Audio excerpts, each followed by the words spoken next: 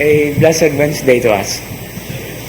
Today's gospel reading is a parallel version of the more famous Beatitudes of St. Matthew's, from St. Matthew's Gospel, from the Sermon of the Mount.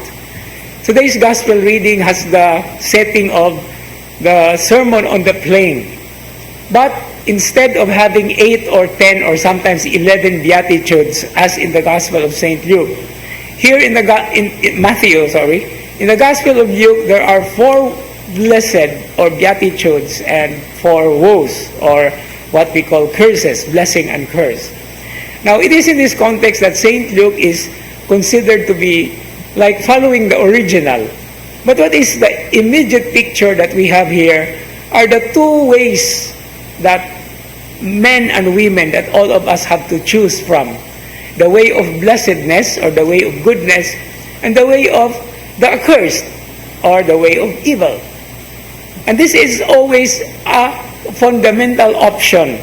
I remember as a student in our moral theology, the word fundamental option has been repeated since we started the course until the end of the course. So it is actually, when you say fundamental option, it is something that we have to choose from. And since the option is the focus, it means that we are free. We are not coerced, we are not forced to choose. Naagid nato. No, it's actually out of our freedom, out of our wholehearted decisions in life.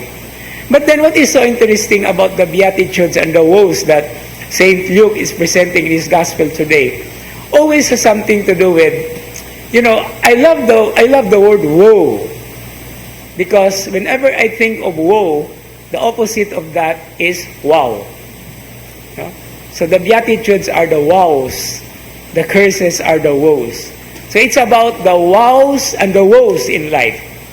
But then, these are already placed before us. But what about choosing this or that, or one or the other? Precisely because, according to St. Paul in today's first reading, even if we take this out of context in the first reading, the earth is going to pass away. No? Naadyo'y katapusan. And this is not something to scare us of, but our choices, the choices that we make in life, always has something to do with the end that is real. Dili na tiaw-tiaw nga, adunay katapusan ang tanang butang. That's the reason why, whenever we make choices, we make sure that it has something to do with the blessedness or the happiness that it gives us.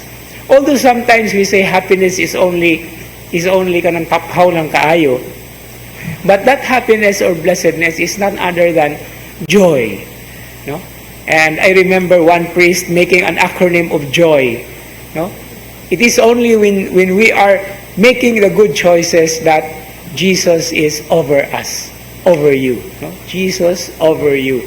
So whenever we make choices for the Beatitudes, for the sake of goodness, for the sake of the blessings, it is precisely because Jesus is on our side, over us, and even in front and behind us, leading us to the way, to the pathways of life, because He is the way, and He is the truth, and He is our life.